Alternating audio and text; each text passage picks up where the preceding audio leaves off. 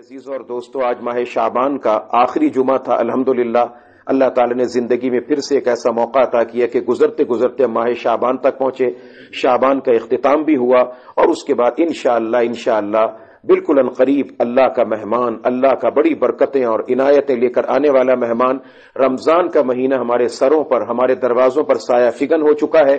اللہ تبارک و تعالی اس کی برکات و خیرات ہم سب کو عطا فرمائے۔ اس کی نسبت سے دو تین باتیں آپ کی خدمت میں عرض کرنی ہے۔ ایک بات تو وہ جو ہمیشہ ہر سال آپ کی خدمت میں عرض کرتا ہوں، یاد دہانی کے لیے دوبارہ آپ کے ذہنوں کے اندر اس بات کو صرف تازہ کرنے کے لیے عرض کر رہا ہوں کہ جس وقت آپ کو اطلاع ملے کہ رمضان کا چاند نظر آ گیا، رمضان کا چاند دکھائی دیا، دیکھیں سب سے پہلی بات تو یہ کہ ہم چاند کی خبر سننے کے بعد نا ٹھنڈے دل سے بتائیں کہ پورے 11 مہینے چاند نکلتے، کون آسمان پہ جا کے دیکھتا ہے؟ کوئی نہیں دیکھتا۔ ہمیں نہیں سمجھ میں آتی کہ جیسے عید کا رمضان کا چاند نظر آتا ہے، ہر شخص ماہر فلکیات بن جاتا ہے، ہر ایک شخص ماہر فلکیات بن جاتا ہے۔ اس کا کنارہ ایسے تھا، اس کی نوک ایسی تھی، یہ پہلی کا تھا، یہ 25ویں کا تھا، یہ 30ویں کا، چھوڑ دیں اس بات کو آپ۔ جو بیٹھا ہوا ہے ذمہ دار ہے، اگر وہ یہ کام غلط کر رہا ہے خدا سے پائے گا، اللہ سے پائے گا۔ ہر شخص کس و ناکس اٹھے اور اپنے طور پہ کوئی کام کرنا شروع کر دے، اس سے اسلامی سلطنت کا نظام گڑبڑ ہو جاتا ہے۔ جس وقت میں رمضان کے چاند کی اطلاع مل جائے، ماہر فلکیات مت بنے۔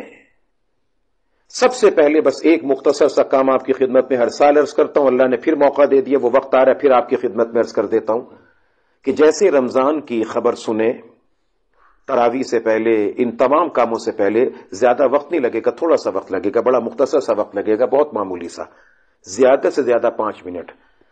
دو رکعت نماز شکرانہ، عام نماز کی طرح دل میں نیت کر لیں، اس کے بعد دل ہی میں دل دعا کر لیجئے، اے اللہ تیرا شکر ہے کہ تو نے پھر سے مجھے رمضان عطا کر دیا۔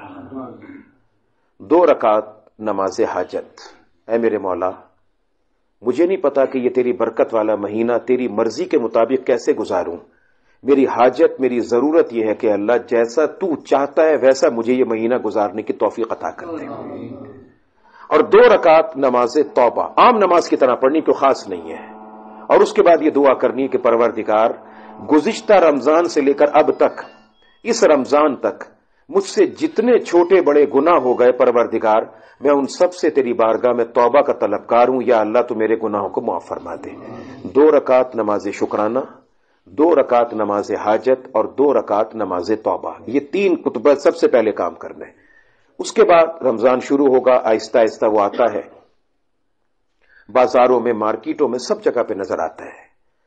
اس مرتبہ کوشش کریں، اس بات کی پوری ہمت کریں کہ وہ رمضان صرف مارکیٹ میں، دکان پہ، پکوڑے جلیبی سموسے کی دکان پہ نظر نہ آئے، وہ رمضان میرے اور آپ کے دل میں، دماغ میں، آنکھ میں، زبان کے اندر نظر آئے۔ اس واسطے کہ اللہ کے پاک نبی علیہ السلام نے فرمایا کہ جو شخص رمضان میں روزہ رکھ کر نہ جھوٹ سے رکا، نہ غیبت سے رکا، نہ چغلی سے رکا، نہ لڑائی کروانے سے رکا، اللہ کے پاک نبی علیہ السلام کے فرمان کا مفہوم ہے کہ پھر اس کے بھوکے پیاسا رہنے کی اللہ کو کوئی ضرورت نہیں ہے۔ نظر میری بہکتی رہے، دل میرا بہکتا رہے، ہاتھ پیر میرا بہکتا رہے، تو مجھے سوچنا ہوگا کہ یہ روزہ مجھے کیا دے کے جا رہا ہے، یہ روزہ مجھے کیا فراہم کر کے جا رہا ہے۔ تو کوشش کرنی ہے کہ رمضان کے اندر جتنے گناہ تھے نا زندگی کے، ان کو تھوڑا سا چھوڑنا ہے۔ دوسری کوشش میرے عزیزوں اور دوستوں، میں نہیں کہتا کہ آپ پورے ہفتے کی کریں، پورے مہینے کی کریں، رمضان کے اندر کوئی ایک دن ایسا خاص کر لیں، رمضان میں کوئی ایک دن ایسا خاص کر لیں، کوئی بھی دن خاص کر لیں، یہ آپ کی اپنی مرضی ہوگی۔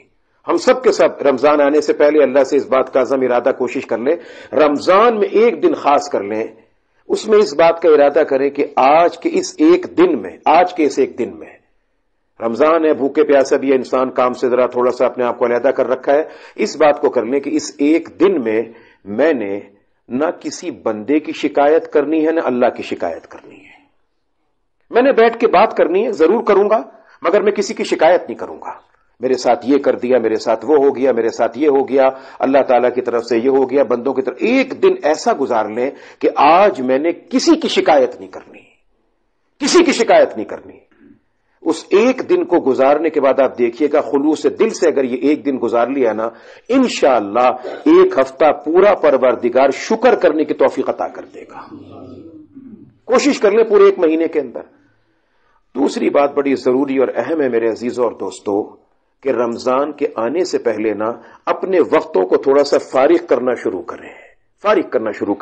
یہ ساری رات یہ نیٹ پر جو وقت گزر رہا ہے نا، اسے تھوڑا سا کم کرتے جائیں۔ زیادہ وقت ہمارا رات کا اور دن کا نیٹ پر، فیس بک پر، یوٹیوب پر، ٹویٹر پر، ان چیزوں پر نہ جائے۔ کوشش کریں رمضان کے اندر سب سے بڑا وظیفہ اور رمضان میں سب سے بڑا ذکر قرآن پاک کی تلاوت ہے۔ جتنی کر سکتے کریں، جب موقع ملے کریں۔ دوسری بات وہ یہ کہ آپ میں سے جو ساتھی، جو احباب، جو دوست ایسے ہیں کہ جن کی ماتحتی میں کوئی ہے، نوکر ہے، ملازم ہے، آپ تھوڑا سا نرمی کا معاملہ کر دیجئے رمضان میں۔ نبی علیہ السلام کے ارشاد عالی کا مفہوم ہے کہ جو شخص رمضان کے اندر ماتحتوں کے ساتھ نرمی کرتا ہے، پروردگار اس کی مغفرت بھی کرتا ہے اور پورے سال اس کے ساتھ نرمی کا معاملہ کرتا ہے۔ اب یہ ماتحتی جو ہے نا، یہ صرف اور صرف دکان اور نوکر ملازم کی نہیں ہے، یہ گھر میں خواتین کے ساتھ بھی ہے۔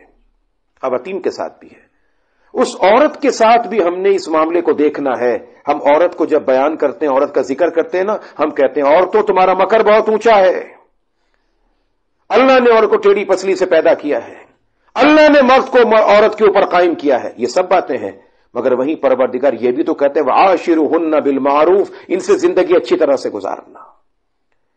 وہی اللہ کے پاک نبی علیہ السلام نے جہاں یہ فرمایا کہ عورت کو اللہ نے ٹیڑھی پسلی سے پیدا کیا، اللہ کے پاک نبی علیہ السلام، بخاری مسلم کی روایت کا خلاصہ ہے، اللہ کے نبی علیہ السلام فرماتے قواریر، فرمایا کہ جیسے ایک شیشے کا برتن ہوتا ہے نا، اسے انسان حفاظت کے ساتھ رکھتا ہے، اسی طرح یہ خواتین، یہ گھر کی تمہاری عورتیں، یہ ایک برتن، شیشے کے برتن کی طرح اس کو حفاظت کے ساتھ رکھنا۔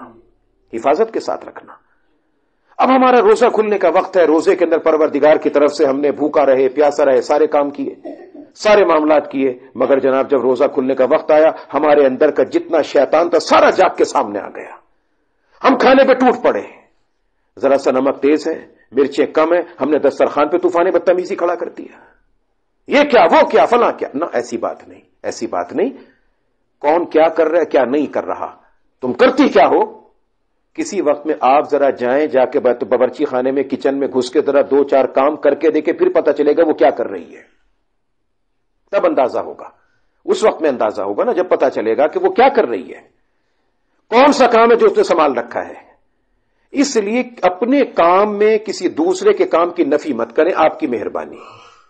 اور نبی علیہ الصلوۃ والسلام نے میرے ناقص علم کے مطابق، میری ناقص رائے اور مطالعے کے مطابق، حضور علیہ الصلوۃ والسلام کی زبان اقدس سے ادا ہونے والی آخری نصیحت، آخری حدیث نبی علیہ السلام کی، جس کے بعد سرکار نے کچھ نہیں فرمایا، وہ دو باتیں، الصلاۃ الصلاۃ الصلاۃ، نماز کا خیال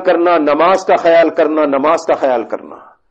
اور دوسری بات جو نبی علیہ السلام جاتے جاتے آخری بات فرما کے جا رہے ہیں، اس کے بعد سرکار نے کچھ فرمایا نہیں، وہ کیا تھا؟ اپنے ماتحتوں کا خیال کرنا، اپنی عورتوں کا خیال کرنا۔ یہ کہہ کے جا رہے رسول اکرم صلی اللہ علیہ وسلم۔